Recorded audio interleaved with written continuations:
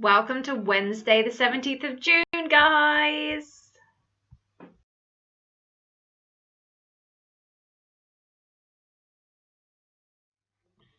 See what Peter's up to today.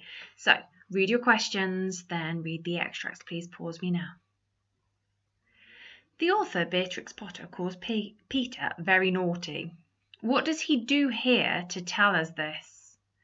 And which word tells you it isn't easy for him to get under the gate? But Peter, who was very naughty, ran straight away to Mr. McGregor's garden and squeezed under the gate. So the author Beatrix Potter calls Peter very naughty. What does he do here to tell us this? So I want you to write the sentence, Peter does this, which tells us that he's very naughty. And which word tells you it isn't easy for him to get under the gate? The word tells us that it isn't easy for him to get under the gate, so pause me now. Okay, so the author Beatrix Potter calls Peter very naughty.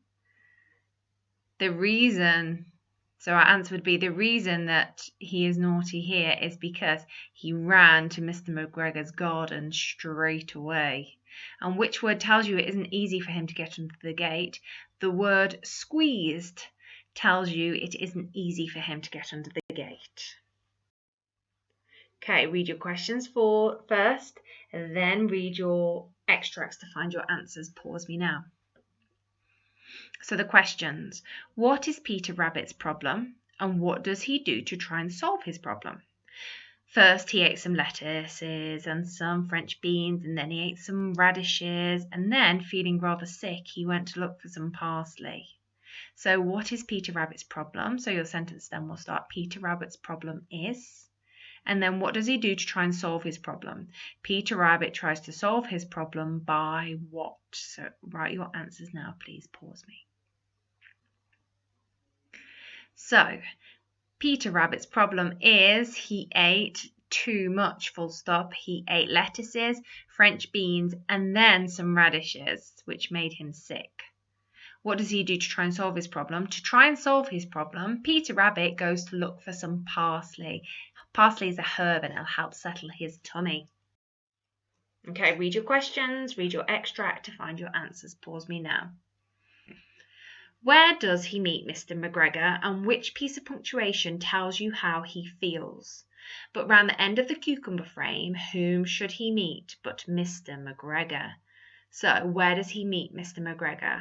Peter Rabbit meets Mr. McGregor. That's your sentence. Then what is your answer? And then which piece of punctuation tells you how he feels? Have a look at the punctuation in there.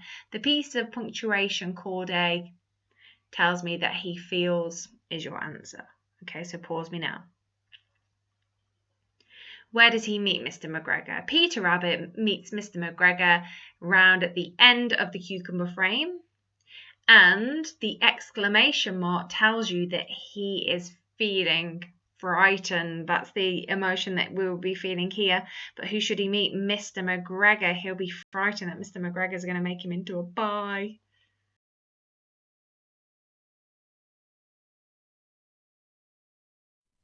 Today we're going to look at the 2 times table. Jack has built some towers using cubes. You could build some towers using cubes, or blocks, or anything you like really. Let's have a look at Jack's towers. Wow, nice. How many towers has he built? 1, 2, 3, 4. 4 towers. How many cubes are in each tower? 1, 2. 2 cubes in each tower. So here's the tricky one. How many cubes has he used in total? Well, 2, 4, 6, 8. He's used 8 cubes in total. And did you see how I counted in my 2 times table then? That was really useful. 2, 4, 6, 8. There's 8 cubes altogether. How could I write that down? Something times something is equal to something. Well, 4 times 2 is equal to 8. Is there another way I can write it? Yeah, if we think back to that fact family work we did, we can also write it as 2 multiplied by 4 is equal to 8. Whitney has also been building some towers. Pause the video here and see if you can answer these questions.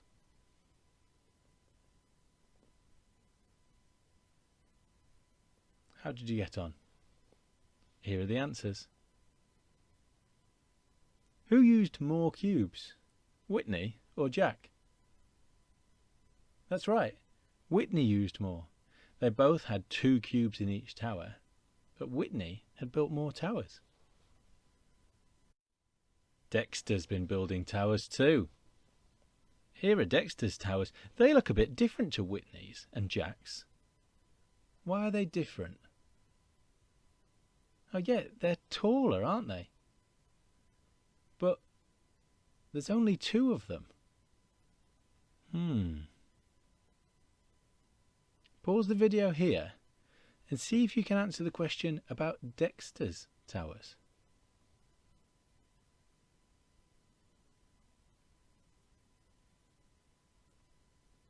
Did we trick you?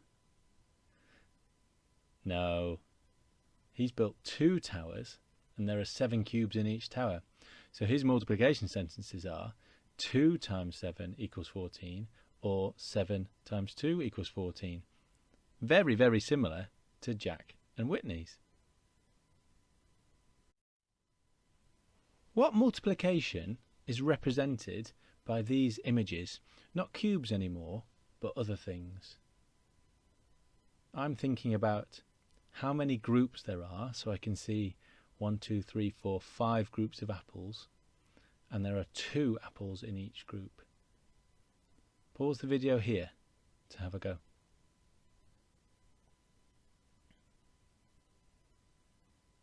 How did you get on with those? And did you notice that there are 2 answers for each question?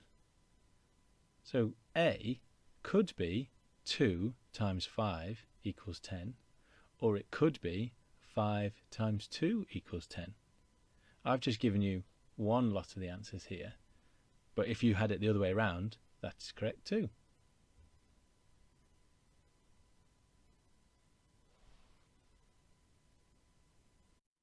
Okay, we're getting quite good at our 2 times table now. I'm going to flash some questions up and I want you to answer them. Ready, go. Well done. Ready, go. Well done. Ready, go.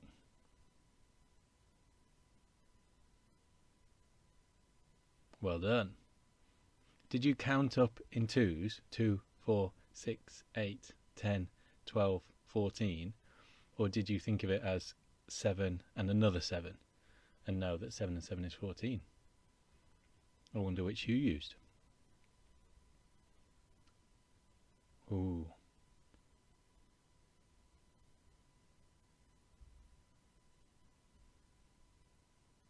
This one's a tricky one. You can count up in your 2s. 2, 4, 6, 8, 10, 12, 14, 16, 18, 20, 22, 24. Or you could think of it as 2 12s, so 12 and 12 is 24. Or some people might think of it as 10 times 2, which is 20, and then another 2 times 2, which is 4. So altogether 24.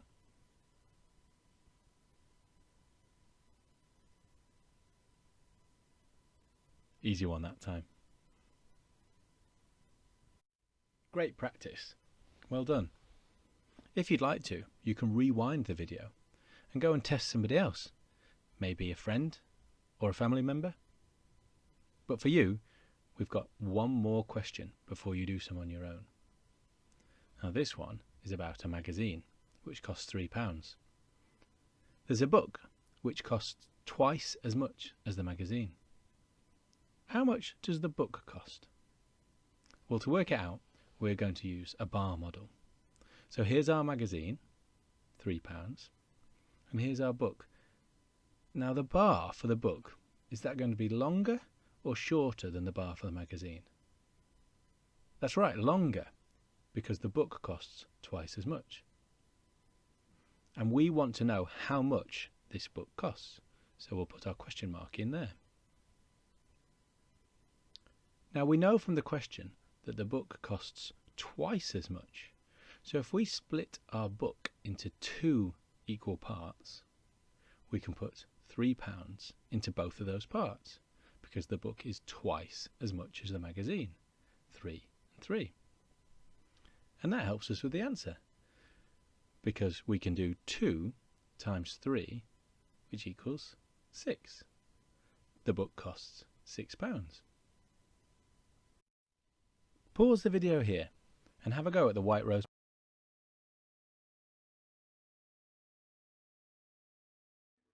So back to thief, a medal thief. I would like you to pause me now to read clue 3, a running shoe trail, please. Have a read of what it is that you need to do. Pause me now. Footprints have been discovered at the scene of the crime. Follow the footprints, answering the homophone questions to lead to the shoe size of the runner who stole the medal. A homophone is a name for words that sound the same but have 2 different spellings and meanings. So have a read of your question. So read the first questions and then have a look on the left and the right hand side and see which way you're going to go through the grid. Okay, so your answer, it decides which way you're going to go. Then you read your next question, and then are you going to go left, are you going to go right, and then you read your next question, and then you're going to go straight down, and then you're going to have to try and figure out which size shoe it is. So pause me now, have a read, try and figure out which homophone you're going to go down. Pause me now.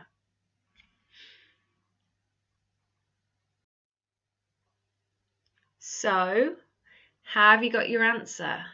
Do you know? Have you followed the trail? What is a shortened version of they are? On the left-hand side, you've got there. On the right-hand side, you've got an abbreviated they are. You're just missing the A, aren't you?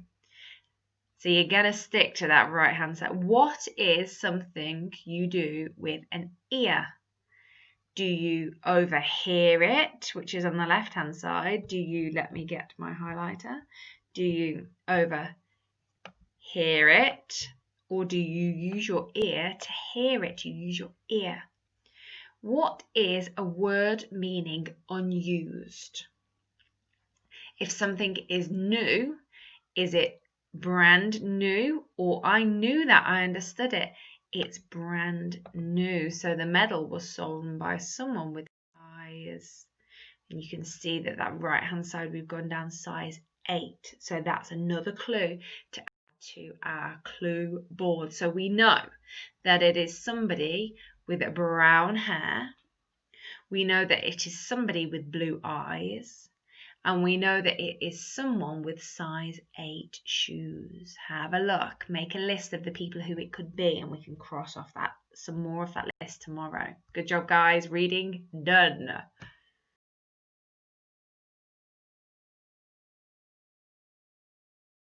Now, I would like you to have a look back at either this map or the one that you made yesterday. So you might have some more exciting things.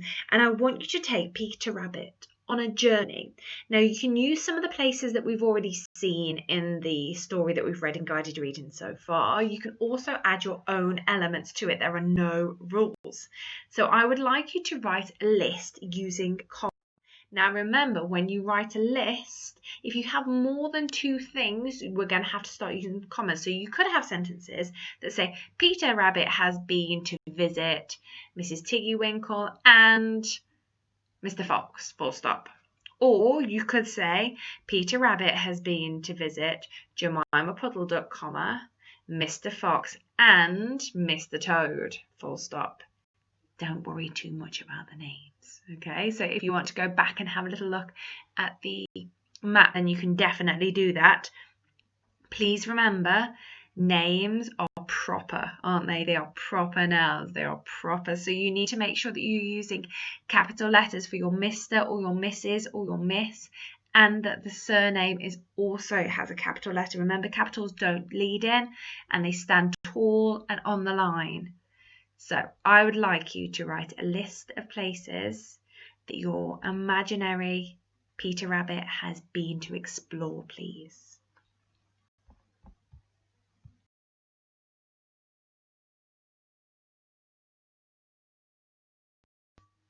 Hi guys, the team in Britain are doing an incredible job of keeping the community really tight. It's inspirational. They're amazing. So the Britain Million have put together the idea of a time capsule.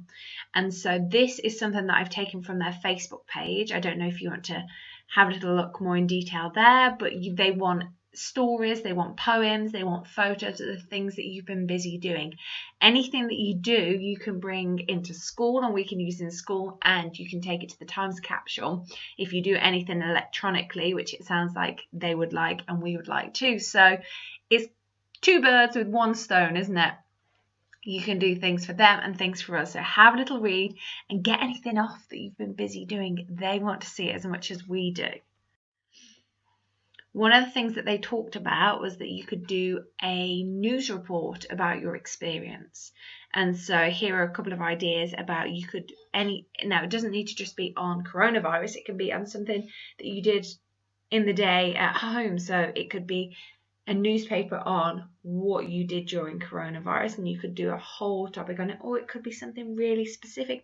Have you invented an amazing game that you and your brothers and sisters have played? There are no rules about this. You can create whatever you want to create. It also suggests a diary. So we've been busy writing diaries during this time. They might be personal, you might not want to use that, or you might be happy to share, but you could write a diary piece and you could think back to some of the best times and the trickiest times, the in-between times, and you could have a little reflect back and write one piece about your time during lockdown.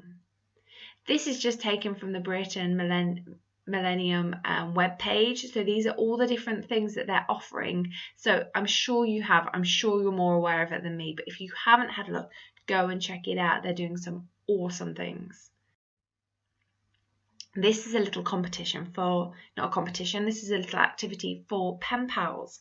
So this is the form that you can fill out on the website, and you've got lots of different options. One of them being that if you want to keep your address private, then that's your choice, and that you can give it to the Britain I keep wanting to call them the Britain Millennials, the Britain Million, and they will exchange it for you. So if it's your address that you're unsure about, then we can look around that. So that looked like a really interesting, exciting activity. You could make a new friend during this.